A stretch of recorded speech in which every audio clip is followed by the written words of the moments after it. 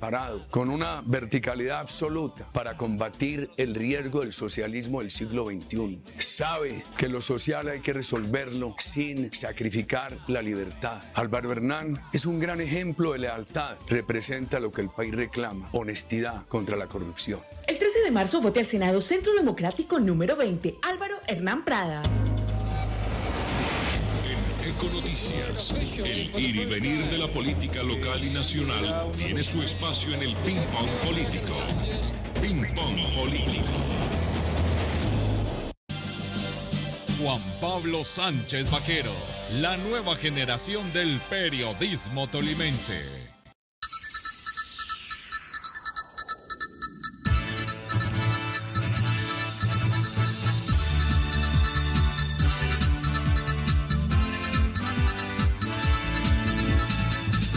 $7:38, este es el ping-pong político de Econoticias de Ecos del Conveima. El coletazo en la política regional tras la renuncia del candidato al Senado del Centro Democrático, Daniel García. El escándalo de Odebrecht saca de carrera a uno de los favoritos en la lista del CD, quien tenía el apoyo de varios dirigentes tolimenses. El exdirector de Coldeportes y del Invías, Daniel García Arizabaleta, quien renunció ayer a su candidatura al Senado por pedido directo del Centro Democrático, contaba con el respaldo del diputado Milton Restrepo Ruiz, quien le organizó varias reuniones, lo mismo que del presidente del Consejo de Ibagué, Eduardo Toro, y del ex senador Carlos García Orjuela.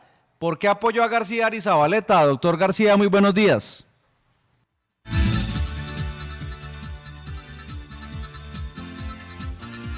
Activar el micrófono, doctor García.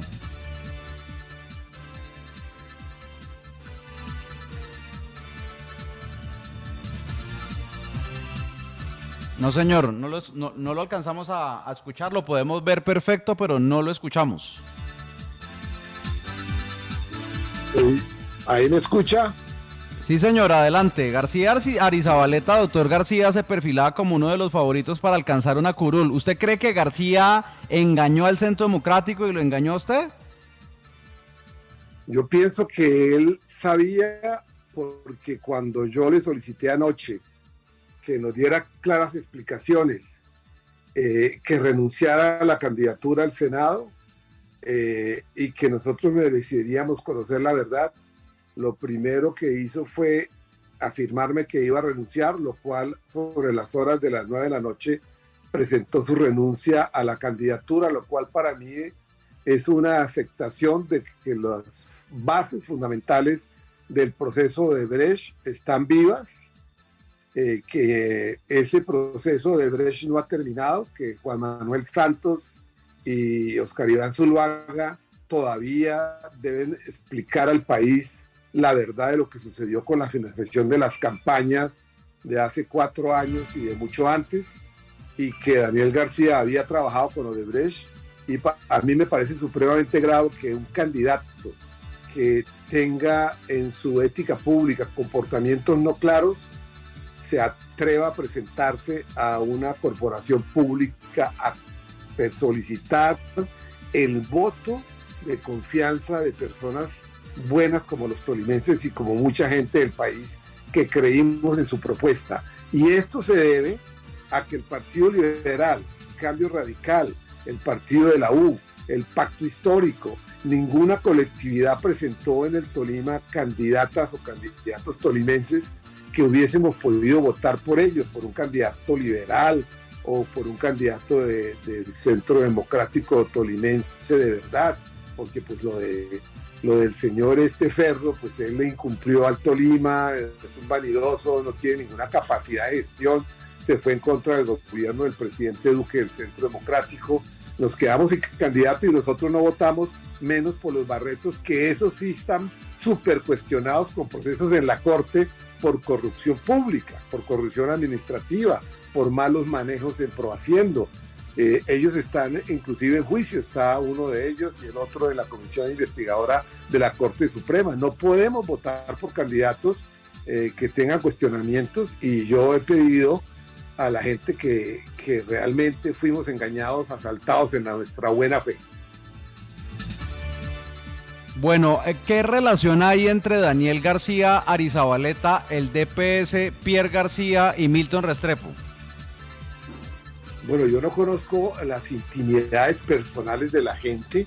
Sé que Daniel García es del Valle, sé que la directora del DPS también es bayuna, sé que muchos de los amigos de Daniel pues están en el Valle trabajando y son del antiguo equipo de la senadora Susana Correa, es decir, la doctora Susana Correa fue senadora del Centro Democrático del 2014 al 2018 y él recibió el apoyo de ese equipo político en el Valle, eso es de conocimiento público y por lo tanto como la candidatura al Senado es de cubrimiento de toda la nación, el Senado de la República es de circunscripción nacional, pues aquí en el Tolima esa simpatía. Yo conozco a Daniel desde el año 2002, que fue funcionario de la Presidencia de la República, lo conocí en Invías, participó en la firma del convenio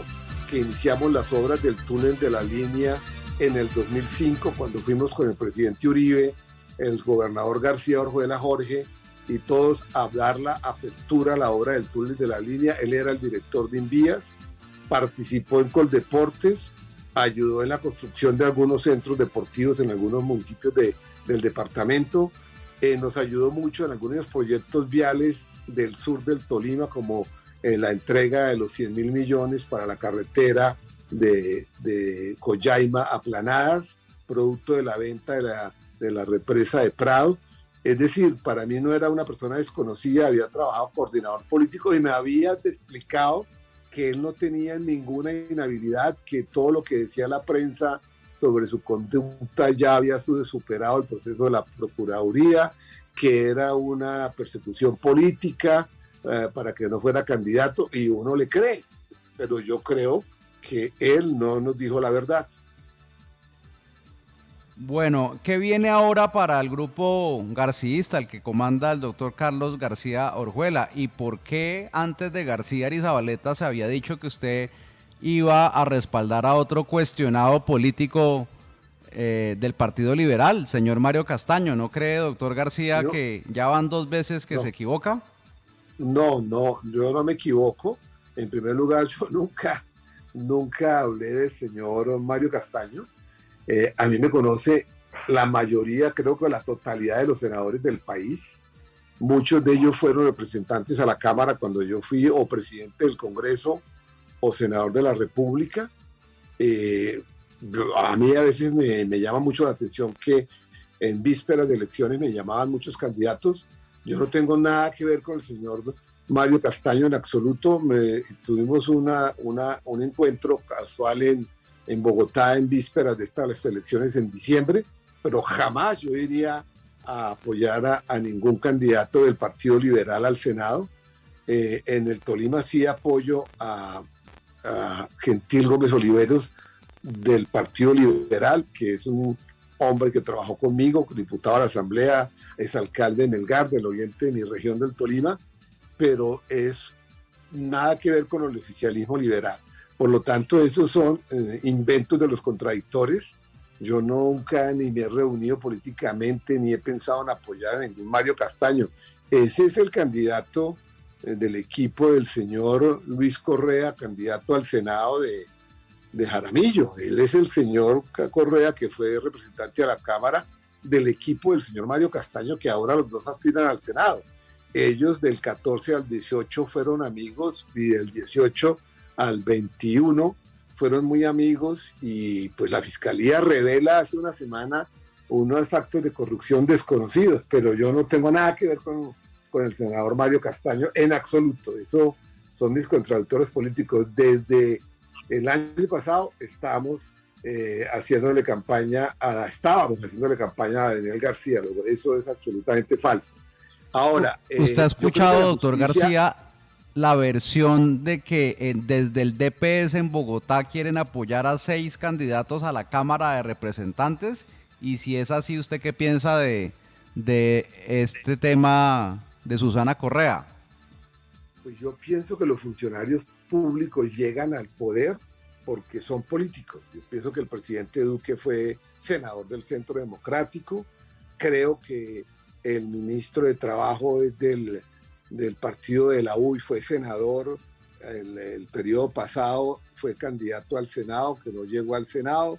Tiene el ministro de Salud es del Cambio Radical, el director de Coldeportes tiene el apoyo de Cambio Radical, el ministro de Gobierno es del Centro Democrático, la ministra de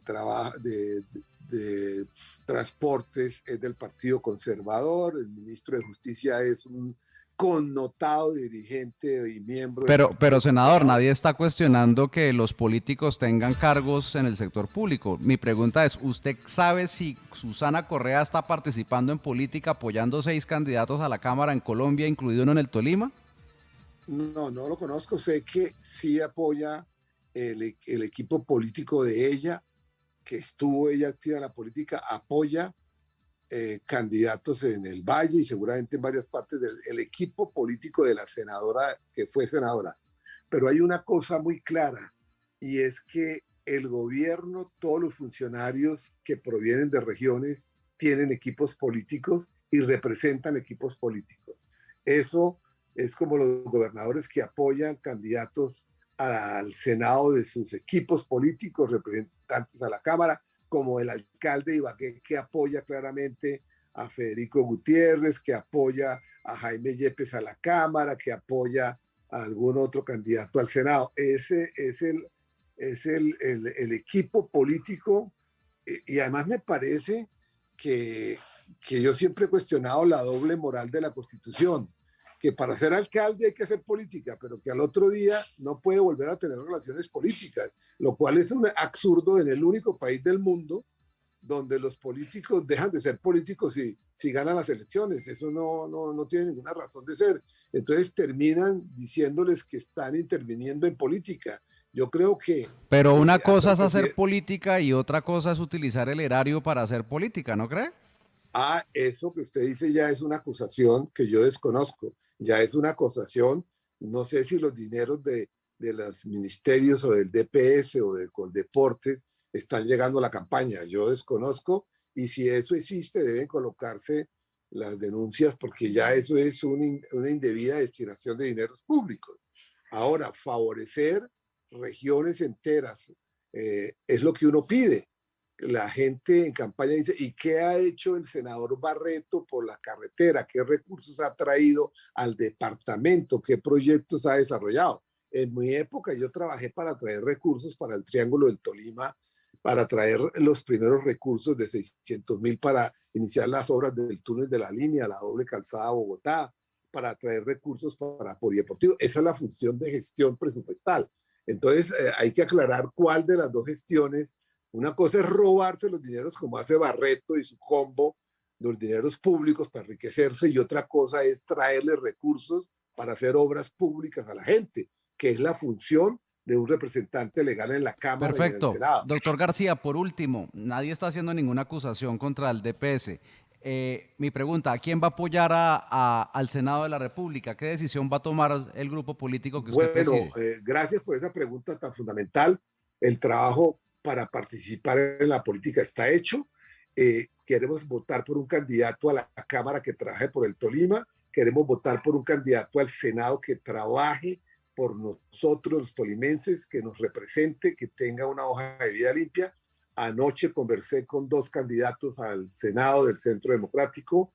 Sobre la medianoche estuve reunido con el senador del Valencia, Santiago Valencia, de Antioquia, que hace una campaña en el Tolima con algunos líderes ya, en Ibagué sobre todo, en Mariquita, y también conversé con el senador Ciro Ramírez, a quien conozco desde la Cámara, que conozco hace mucho tiempo, también es del Centro Democrático. Hoy tendremos una reunión a mediodía, el equipo de 200 amigos, para tomar una decisión.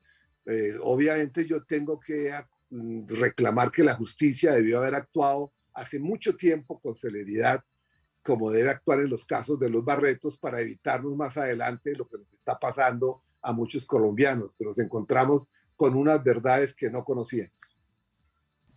Expresidente del Congreso, ex senador Carlos García Orjuela, muchísimas gracias por estar con nosotros hoy en Econoticias de Ecos del Conveyma y aclarar esta situación de Daniel García Ari Zabaleta. Muy amable, doctor García. A usted, Juan Pablo, mil y mil gracias, de verdad. Muchas gracias a su equipo y a todos sus oyentes. Mil gracias por escucharme. Saludamos al cabeza de lista al Senado de la República por el Centro Democrático, el doctor Miguel Uribe Turbay.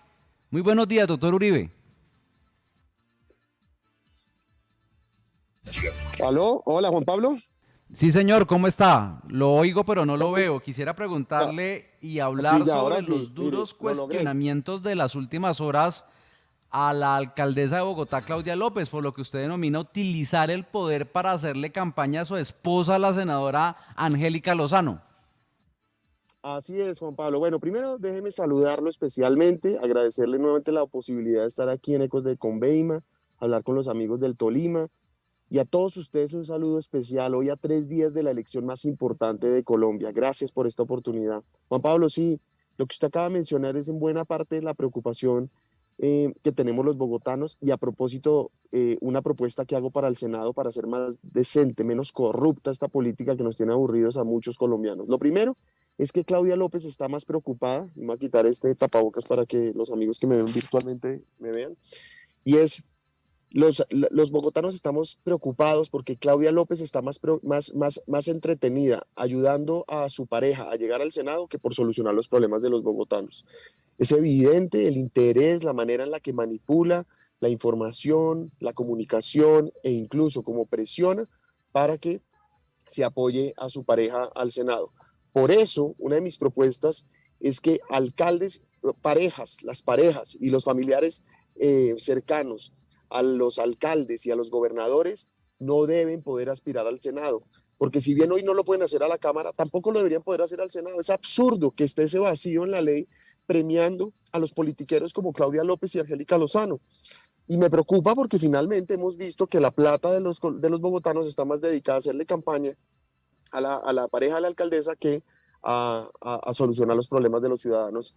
Y eso me lleva también a decir que tengo otra propuesta, además de reducir el Congreso, además de todas estas propuestas que he venido planteando, es que tenemos que castigar a estos malos gobernantes. Como Claudia López, muchos otros candidatos que dicen, prometen una cosa y no cumplen, yo estoy proponiendo que alcaldes y gobernadores que incumplan sus promesas de campaña no puedan volver a ser elegidos. ¿Cómo ha sido tomada su propuesta, doctor Miguel Uribe Turbay, de congelar el predial del 2023? ¿Y cómo se recuperarían los recursos que generan este recaudo para los entes territoriales? Aquí, por ejemplo, doctor Uribe, en Ibagué, en el gobierno petrista de Guillermo Jaramillo, se trató de abusar de la gente a tal punto que se llegó a un predialazo, precisamente porque una cosa es hacer la actualización catastral y otra cosa es aplicar la gradualidad para que la gente de menos recursos no sufra. Juan Pablo, usted la tiene clara. Evidentemente hay dos formas en las que los malos alcaldes, como Guillermo Alfonso Jaramillo, Gustavo Petro, Claudia López, persiguen y explotan a la gente. No solamente es con el incremento del impuesto predial, sino es con el avalúo catastral y por la tarifa. Entonces, ¿qué quiere decir eso? Primero, hay que ponerle un tope al impuesto. Ya el Partido Centro Democrático lo hizo a través de una ley en este último periodo de sesión de Congreso. Y en ciudades como Bogotá, antes de que o en la administración pasada, logramos dejar un tope del IPC más 5% para predios residenciales. Hay que lograr tener ese tope, entonces yo estoy proponiendo que para todos los predios residenciales y comerciales haya un tope del IPC más 5%. Es decir, que cada año no incremente más del 5% el impuesto. Alguien me dirá, bueno, ¿y por qué el 5% y no solo el IPC? Porque si no permitimos que haya de pronto, cuando sea necesario un poco más de recursos, vamos a desfinanciar las obras de infraestructura pública. 2, el congelamiento del impuesto predial para el 2023 es una propuesta que he hecho pensando en la inflación, en que en el bolsillo de los colombianos está resentido. Hemos visto esta subida de precios que le ha costado a todos los colombianos. Todavía no hemos salido del impacto económico de la pandemia. Entonces, yo propongo congelar el predial del 2023 por un solo año. Congelar quiere decir que no va a crecer nada. ¿Pero qué quiere decir eso? Quiere decir que alcaldías tienen que abrocharse el cinturón y también trabajar en el gasto.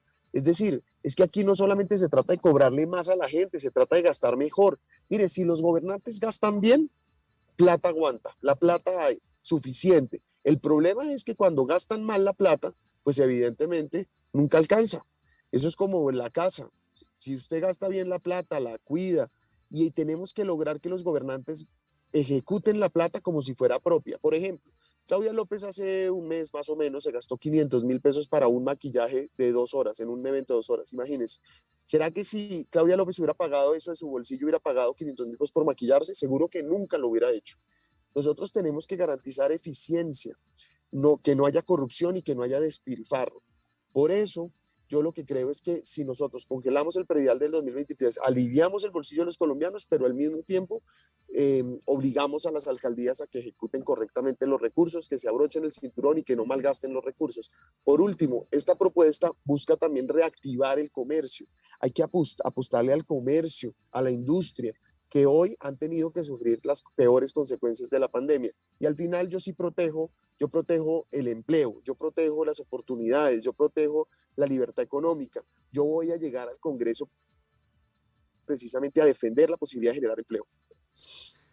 ¿Qué pasó con la valla donde aparecen fotografías de miembros del pacto histórico y en la que se indicaba, ojo con el Congreso, vote bien, vote Miguel Uribe?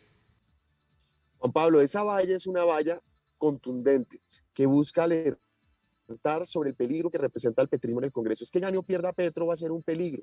Si gana Petro, imagínense, va a acabar con la democracia y con la libertad, pero si pierde, también va a ser congresista, va a tener una bancada probablemente de 10 o 15 congresistas y va a ser ingobernable el país. Va a atacar a la fuerza pública, va a atacar la propiedad privada, quitarle la pensión a los colombianos, va a perseguir a la fuerza pública, quiere perdonar el ELN, quiere perdonar la primera línea, pero quiere acabar el SMAT. Entonces es ahí donde nosotros tenemos que hacer un muro de contención y esta valla lo que muestra es esa cara de algunos de los candidatos cercanos al petrismo que además han estado vinculados a la corrupción, al narcotráfico, a la violencia, que promueven odio, que promueven resentimiento. Y es ahí donde tenemos una oportunidad única de ganar esta elección. Si ganamos el Congreso, ganamos Colombia y evitamos que el riesgo para el país se materialice. Nosotros necesitamos proteger el país, defender a Colombia y es ahora o nunca. Por eso yo invito a los colombianos a que salgamos a votar. Y a propósito de la valla, yo puse esta valla y pues le causó ¿qué diría uno? Molestia, malestar al al magistrado del Consejo Nacional Electoral, a propósito muy amigo de Gustavo Petro y Piedad Córdoba, que también salía en la valla, que recordemos pues las implicaciones que tiene hoy con varios casos de narcotráfico, y resulta que este magistrado, amigo de Piedad y de Gustavo Córdoba, de Piedad Córdoba y de Gustavo Petro, ha defendido históricamente las vallas en contra del gobierno nacional, pero esta no le gustó porque está desenmascarando a sus socios políticos. Entonces me hicieron desmontarla, ya rápidamente puse otra valla en donde básicamente con la misma silueta de los mismos bandidos, pues le digo a la gente, usted ya sabe quiénes son, ojo, salga a votar bien, votemos por Colombia y pues por supuesto invito a votar por mí, que voy a renovar el Congreso, que tengo la experiencia, que no me da miedo dar las peleas que Colombia necesita y que no tengo rabo de paja para enfrentar a los bandidos. De manera sintetizada y contundente, a menos de 2 días de las elecciones, ¿por qué los tolimenses y colombianos deben votar por Miguel Uribe? Deme 3 razones concretas para hacerlo, doctor Uribe Turbay. Juan Pablo, perdón. La primera es porque voy a defender la democracia y la libertad, porque no voy a permitir que los bandidos que pretenden destruir este país tengan éxito, porque le he dado la pelea a Gustavo Petro, a Claudia López, a Jorge Iván Ospina, incluso a Guillermo Alfonso Jaramillo cuando estuvo de secretario de gobierno de Petro, y he tenido éxito. He demostrado que los he podido desenmascarar, denunciar y el tiempo me ha dado la razón. Vamos a defender la democracia y la libertad. 2, porque apoyo a la fuerza pública, porque en vez de perseguirlos, los apoyo. Porque aquí quien hay que perseguir y quien debe tener miedo de la justicia son los criminales, es el ELN, son los bandidos de la primera línea. Yo respaldo, apoyo a la policía, tengo proyectos para apoyarlos y acompañarlos, apoyo a la reserva activa y los valoro y los admiro. 3, porque creo en que hay que promover oportunidades sociales, porque soy joven, porque entiendo que los jóvenes necesitan más y mejores oportunidades. Tenemos que promover el empleo y el emprendimiento. El Tolima es el segundo departamento con mayor desempleo y particularmente juvenil, porque necesitamos apostarle a que los jóvenes puedan emprender, tener empleos dignos, promover nuevos esquemas de formación, a promover educación virtual, el bilingüismo, la programación, entre muchos otros, porque le va a apostar al campo para que haya oportunidades, para que regiones como el Tolima tengan más y mejores oportunidades en el campo, para reducir el precio de los alimentos a través del subsidio de los insumos, porque conozco lo que está pasando en el país y no se lo vamos a entregar a los violentos, a los corruptos o a los narcotraficantes. Por eso los invito a que voten por mí. Voy a dar las peleas que Colombia necesita con renovación, experiencia y transparencia absoluta, y voy a defender a los colombianos en el Congreso. ¿Cómo votar por usted? ¿1 CD? Juan Pablo, el primero en el Centro Democrático, Miguel Uribe Turbay, senador. Centro Democrático al Senado, número 1. Yo los invito que cuando les den ese tarjetón al Senado, voten por mí con convicción, porque no los voy a defraudar, porque no los voy a decepcionar y voy a dar esas peleas que usted quiere, la persona que me está oyendo quiere que se den en el Congreso. Centro Democrático número 1, el Senado. Miguel Uribe Turbay, candidato al Senado de la República, cabeza de lista al Senado por el CD. Muchas gracias por estar con nosotros y muchos éxitos el próximo domingo en las elecciones. Usted es muy amable. A usted, Juan Pablo, si Dios así lo quiere y los colombianos me apoyan, espero que la próxima vez que hablemos sea senador y cuente usted conmigo para llevar los temas al Congreso que le importan a Tolima y a Colombia. Un abrazo grande. Con mucho gusto, un gran abrazo. Doctor Gentil Gómez Oliveros, candidato a la Cámara de Representantes por el Partido Liberal. Muy buenos días. Muy buenos días, nos dé Dios.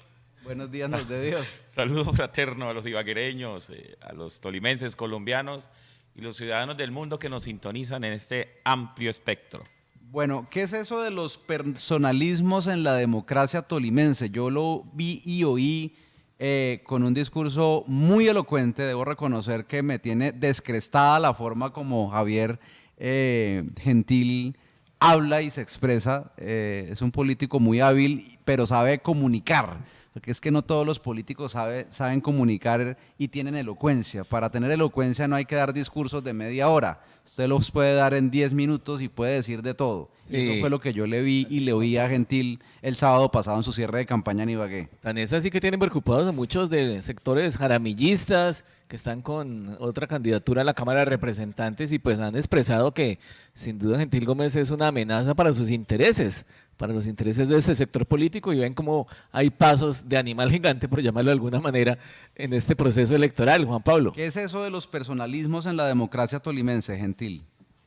Me gusta hacer una amenaza para los personalismos y las famiempresas políticas en el Tolima y una oportunidad de renovación para esta democracia. Los personalismos son fenómenos degenerativos de la política que surgen con la crisis de los partidos, la crisis de representatividad de los partidos. La Constitución del 91 apertura las posibilidades de participación democrática y habilita al constituyente primario para que se exprese libremente. Y los partidos sucumben ante la grandeza misma de esa posibilidad de darle a la sociedad las respuestas puntuales. Son los partidos los representantes del pensamiento generalizado de la ciudadanía, los articulan, los organizan y proponen pensamientos, alternativas de acción.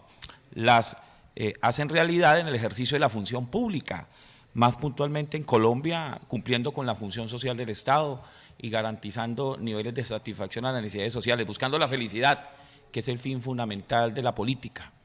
Me refería al hecho de que los partidos tienen esa crisis en Colombia y en el Tolima y no hemos aperturado la democracia.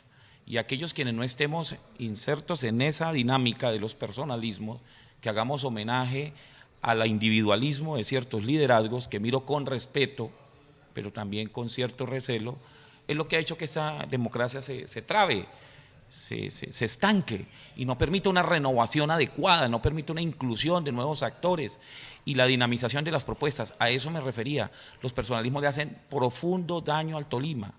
¿Ya? Yo no estoy planteando una política sectaria. De izquierda, de derecha, de centro, del que los sea. Los personalismos, no por donde bien crean. Es peor que el caudillismo. El personalismo es peor que el caudillismo. Pero un segundo, Gentil, los personalismos han existido, usted que conoce de historia, por siglos en nuestro país, no solamente en el Tolima, sino en todo Colombia. Es una tendencia gamonalística heredada del proceso de colonización que se mantuvo en la República y aún persiste, pero se ha degenerado en personalismo, porque el caudillo abrazaba una idea común y él la personificaba y la asumía como propia. Gaitán era un ejemplo de caudillismo popular y muchos otros en Latinoamérica, pero ellos lo que representaban una tendencia colectiva de pensamiento y asumían como propia esa tendencia y la defendían desde sus pasiones y razones. Por eso Gaitán decía, yo no soy un hombre, soy un pueblo que a través de mí que lo he interpretado se siente representado. Pero el personalismo es otra cosa, y son las ambiciones de un individuo que cree que el pueblo lo debe interpretar a él y no él al pueblo. Es un fenómeno degenerativo de la democracia, hasta el punto de que si al famoso jefe, como lo llaman, le da tos, al pueblo le da gripa, y si al pueblo le da gripa, si al tipo le da gripa, al pueblo le da neumonía. A eso hoy. Es un proceso degenerativo de la democracia que debemos combatir en las urnas, respetuosa y civilizadamente. Hablando de ese tema degenerativo de la democracia y de los ismos, ¿es cierto, doctor Gentil, que cierran filas contra su elección los hermanos Jaramillo y que ya Guillermo Alfonso no apoyaría tanto a Sandra Liliana Salazar, sino directamente unido con su hermano Mauricio a Olga Beatriz González para detener su candidatura el próximo domingo? Bueno, hay muchos rumores en este proceso democrático de los cuales no tengo pruebas. Yo conozco muy bien a Guillermo Alfonso Jaramillo y sé que es un demócrata y es un hombre aperturista y lo ha demostrado en sus acciones en cuanto a las personas que apoya para procesos democráticos. Así lo ha sido un hombre que me ha dado su confianza y su amistad. Yo no creería yo que Guillermo Alfonso Jaramillo haga una cosa de esas nomás para no propiciar un proceso de renovación política en el Tolima, cuando ha sido lo que más me ha pedido, que participe en política, inclusive en su propuesta. Yo me he abstenido por mi pensamiento liberal de centro y mi forma tradicional de ver las circunstancias. Yo no creería eso de Guillermo Alfonso. ¿Qué pasa en la colectividad de Mauricio Jaramillo y su equipo?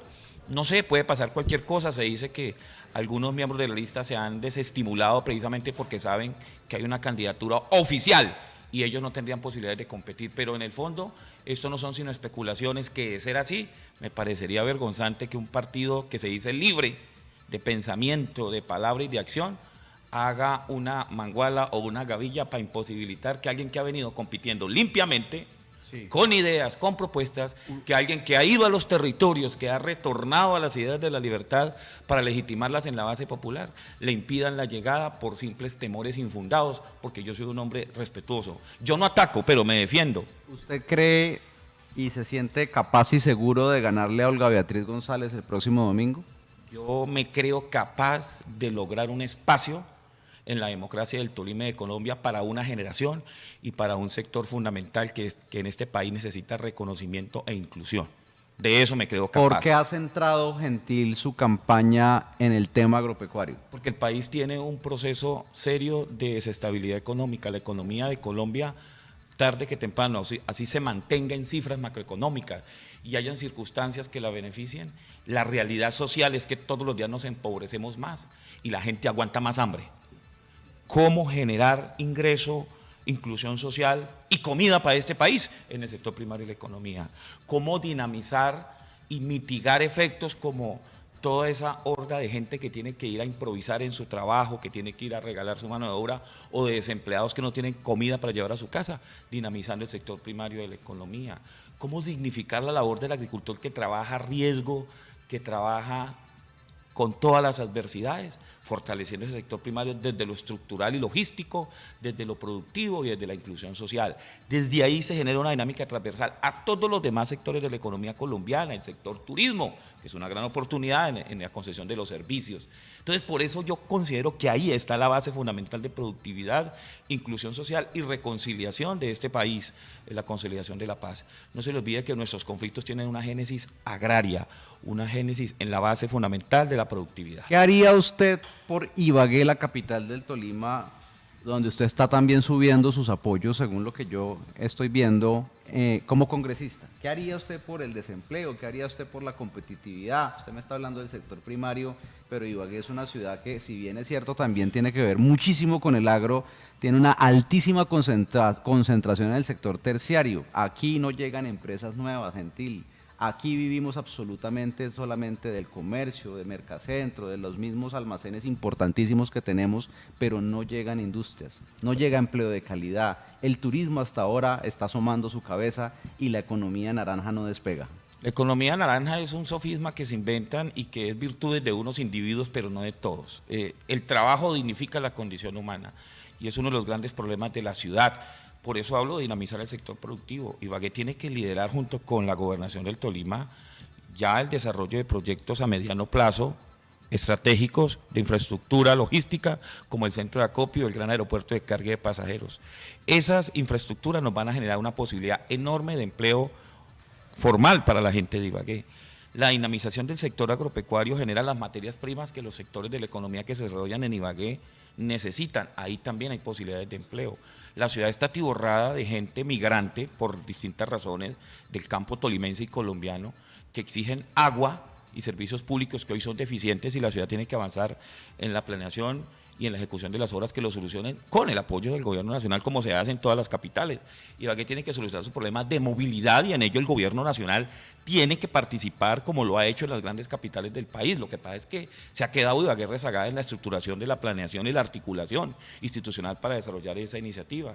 A partir de ahí, aspectos como la seguridad empiezan a mejorar, porque si bien es cierto, no todo el que está desempleado y en condiciones de vulnerabilidad delinque, sí tiene un efecto directo en la inseguridad de la ciudad. Vea que es una apuesta integral y lo que tenemos que hacer es articularnos con el alcalde, con el gobernador y la misma bancada congresional que se elige este domingo a fin de potencializar integralmente este territorio. Estamos en el centro de Colombia, tenemos todas las oportunidades para crecer, tenemos que mirar hacia un mismo rumbo en cuanto a la estructuración de nuestras perspectivas de planeación y ejecución de acciones para mitigar los efectos que nos atrasan en el territorio.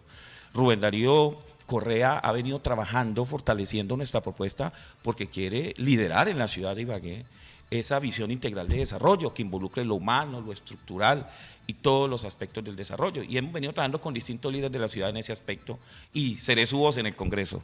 Perfecto. Doctor Gentil, finalmente, ¿cómo votar por usted el próximo domingo a las elecciones al Congreso de la República? Permítame, Juan Pablo, antes de decir cómo votar por mí, permítame decirles por qué votar por mí. Pues represento una generación que requiere un lugar para consolidar nuestra historia a través del éxito de nuestros proyectos de vida. Porque representa un sector fundamental para la productividad, el empleo y la inclusión social de este país, que es el sector primario de la economía. Porque soy un agricultor y un comerciante no de ocasión ni de oportunismo, de vocación y de existencia. Porque represento una región y un territorio que ha sido vulnerado y ha sido excluido del desarrollo y de su reconocimiento social. Y porque ha llegado la hora de construir una nueva dinámica desde el Congreso colombiano, donde las decisiones que se tomen sean pertinentes y consecuentes con nuestra realidad social y que quienes estén allí representemos verdaderos ideales y verdaderas motivaciones y no individualismos y personalismos. Yo no represento ninguna familia-empresa, yo represento miles de pequeños y medianos empresarios del campo, de los municipios de la gran ciudad de Ibagué, miles de tolimenses que quieren construir un proyecto de vida exitoso para ellos, para sus hijos, para las futuras generaciones. Represento a esas mujeres que quieren un lugar en la sociedad y quieren ser sujeto y meta del desarrollo. Represento a esos jóvenes que anhelan un proyecto de vida en esta tierra. Represento a esos ancianos que tienen que vivir con dignidad la experiencia y la sabiduría que representan. Represento la posibilidad de que a las víctimas del conflicto se les repare la vulneración de sus derechos, que ha sido fruto de las consecuencias de la violencia en este país. Yo represento una forma nueva de pensamiento en el Partido Liberal Colombiano, que es un partido de centro, es un partido que siempre ha estado a la vanguardia de los derechos sociales y en defensa del bien común. ¿Número? Partido Liberal 104 del tarjetón, bueno. Partido Liberal 13 para el Senado. Muchas gracias, Juan Pablo. 8:17, hasta aquí el ping-pong político de Econoticias, ya volveremos. el eco de las elecciones en el Tolima y Ecos Interactiva TV, con el mayor cubrimiento de las elecciones legislativas de Colombia y las consultas interpartidistas para elegir los candidatos a la presidencia de la República. Escuche y vea un completo cubrimiento del proceso electoral que se desarrollará en el país este domingo 13 de marzo. Le informaremos todo lo que pasa y cómo se desarrolla la jornada electoral desde los diferentes puntos de votación. A partir de las 4 de la tarde tendremos los